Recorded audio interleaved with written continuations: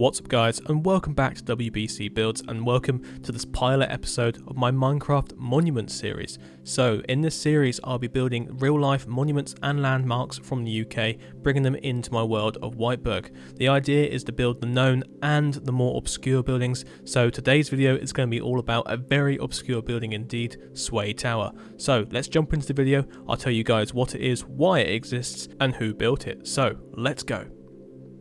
Built in 1885, Sway Tower sits within the New Forest village of Sway, built entirely out of unreinforced concrete, and it stands at over 66 meters tall. This building is over 130 years old and it still stands, even withstanding all sorts of hurricanes and storms every year. It is said if you go upstairs into the top of this really tall tower, you'll end up swaying in the breeze. I don't know how much of that is true, but this is from local stories from around the area. So Sway Tower to me has always been a structure in my life. I actually live in the local area to it, so this was a perfect choice to have as the first monument. So Sway Tower was built by a guy called Andrew Peterson. He modelled it after some towers he had saw out in India while working as a lawyer there. When he came back over to Hampshire during the 1870s, he realised that people around here were actually quite out of work. Their railway line business hadn't started being built again through the New Forest at the time, so he decided to give some people some work on building concrete towers. So he built a prototype tower first, which was a lot smaller, coming in around 15 meters. We'll build that in a bit later on in this video, but the real tower itself stands at 66 meters tall. So in game I couldn't build it at 66 meters tall because I decided to upscale it to fit in my world of Whiteburg. Currently it stands 88 meters tall, which is kind of alright, maybe about 1.5 scale on that, but it does look great. So I've gone for a sandy colour because the real building itself is built from a Portland cement concrete, which has this really nice sandy colour to it. Now, during a big storm in the 80s, the tower was actually damaged and lost some parts of the concrete. It has been repaired over the times, and to be honest, it's still used to this day. It's currently a bed and breakfast, but it is up for sale for £1.2 million. Now guys, I would actually love to own it. So like I said, I live near it. I see it every day, so I would love to be able to say I own that, like some sort of medieval lord lording over his village. Anyway, so the tower itself is done and dusted already in the video. I know it doesn't take that long to build a tower, does it? So what I wanted to do with this Minecraft Monument series was to not just build the tower or a monument itself, I wanted to build a landscape around it. So what I'm doing now is adding the little villages and landscaping the gardens and all sorts around it. But not only that, we'll build Andrew Peterson's house itself, Onward Court. In our game, we're going to be calling it Sway Court because it's now currently sitting northeast of Woolhampton. Check out my Woolhampton series if you haven't already done that, where it is now in a small hamlet known as Sway. So originally Andrew Peterson designed this place as a mausoleum, and his wife was not too happy with this. She wanted a proper Christian burial at the local churchyard. So when he died, his ashes were actually interned in the base of the tower, but during the Second World War the tower was used as a lookout post, and soldiers broke into the mausoleum and ended up damaging his urn and the area around it. There is a story from my great nan that apparently her grandfather had to go into the mausoleum and fix it after the soldiers had left. I believe only a few years after that the actual remains were removed from there and placed in the local churchyard anyway. But the tower and the buildings around it all still stand to this day, which I find incredible. As an engineer myself, it is amazing to think a concrete structure can sit there for over 130 years with no reinforcement inside whatsoever. It just shows you that the Parthenon in Rome really has been built with such care and rigour when they built that out of concrete 2,000 years ago. Now, I've definitely taken some design liberties with this build as well. I've never seen the inside of this building or how it looks from anything other than Google Maps and a few images in Google search. So building this whole Sway Court area was mainly off the top of my head. So the prototype tower now being built on screen is probably around 3 times as big as it should be in real life, but I wanted to give it some grandeur to it so it fitted into the landscape a bit more. Now, the original tower is still standing itself. That was built in 1875, so it's a lot older than the newer tower, and it was just a proof of concept, and the fact it's still standing again today, it has had some remedial works, but again, it's perfectly fine.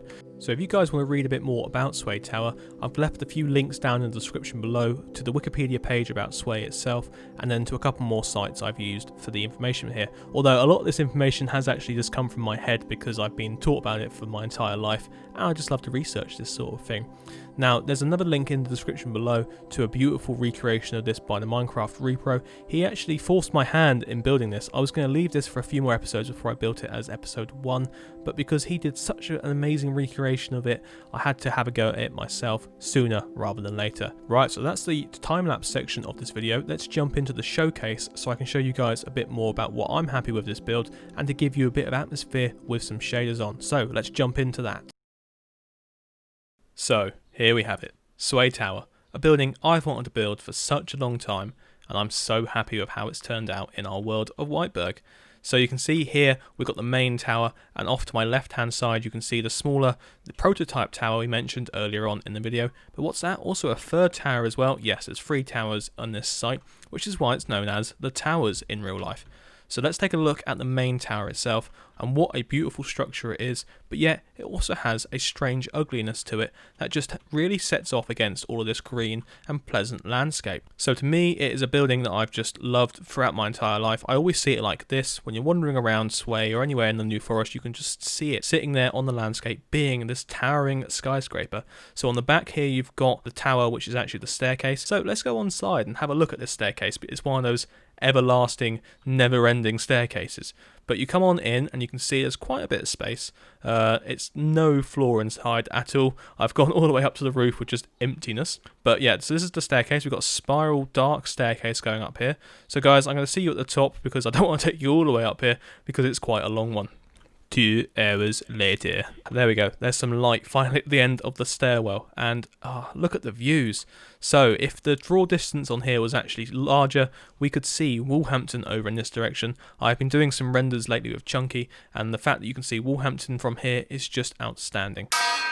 Down there is a farm built by Limbo. He came over during the construction of this and went, hey, can I build a farm? And I was like, yeah, sure, why not? And it looks great. So over this way, we've got the main article itself. This is the rest of the sort of Sway Tower complex. We have Sway Court down there with its Belvedere Tower. And then you've got the smaller tower over there. We'll go investigate that in a second. And below me in the grounds of the tower itself, we have the 2 cottages that act as a sort of gatekeeper cottage and then just a farmer's cottage down there. So let's go take a little look at these guys and I can show you off a few things I like about them. So we've got the first couple of cottages here. These are just the keeper's cottages for the tower itself. They keep the grounds looking nice and they have really nice looking buildings themselves. These 2 buildings here, that's a semi-detached there and the detached building, are all built within the same sort of style, a slight Italianate styled Victorian building. I've gone for a nice bone block here because I feel bone gives the walls a really nice texture you just can't get with any other block. Now this is another great view that I just love. Looking down a small country lane with the bushes either side, the unmade road and then the trees overhanging as well. It's a view I've wanted to build into this game for a very long time. And then look at that, you get little views of the tower just poking through the green, and the fact it's this colour scheme, this sort of yellow colour that is not naturally occurring at sort of this level, it is beautiful to see it. And the same with that one as well, just look at it. See it through the mist of the shaders. So let's wander up this little track here towards Sway Court. I'll show you guys around in there a few of the little things I really enjoyed. But walking down this road, I just love the views you get. I am just going to gush over some views because that's how I work in this game. So we've got these 2 cottages here built by MS Builds. He did a cracking job with those, really help add to the atmosphere. I love the way he used jungle planks there. It's just a perfect block for these rural little cottages. And again, another view of the tower. So let's wander on down to this little path here and you're greeted with this really nice 19th century fronted building. So you may notice it's got quite a lot of asymmetry to it, but that is because it's been extended over the years. You can see the left hand side was the original Georgian building with the new Victorian building added on the right hand side. So a few little things I want to show you in the garden here, and that is the walled garden. So a lot of Victorian manor houses would have had these little kitchen gardens lying around on the premises to fuel the kitchen. So for me, I've always wanted to build one of these because they just act so nice at bringing some really nice detail into the build. And there we are, look at the views. You've got all 3 towers here. So when you're doing your bit of gardening, peeling up your beetroots or your potatoes, you can just look over at the tower and go, wow, that really is incredible. And it is. These buildings are just so weird and so obscure. No one outside of the New Forest really knows they exist. So it's great to show you guys exactly what's going on here. And we've got the smaller tower over here, which is based upon the Belvedere Tower there. And yeah, you got the nice little tiered garden and all sorts going on. So guys, thank you all so much for watching. This is going to be probably a monthly series now, building monuments into the world of Whiteburg. And the next one is going to be maybe a bit more of a well-known one. I know this was quite an obscure build. But anyway guys, if you've enjoyed this video, leave a like, consider subscribing to see some more in the future, and if you want to read up a bit more about Sway Tower, there is all sorts of links in the description below to give you guys a bit more reading material. Now, thank you all for watching, and I will see you next time.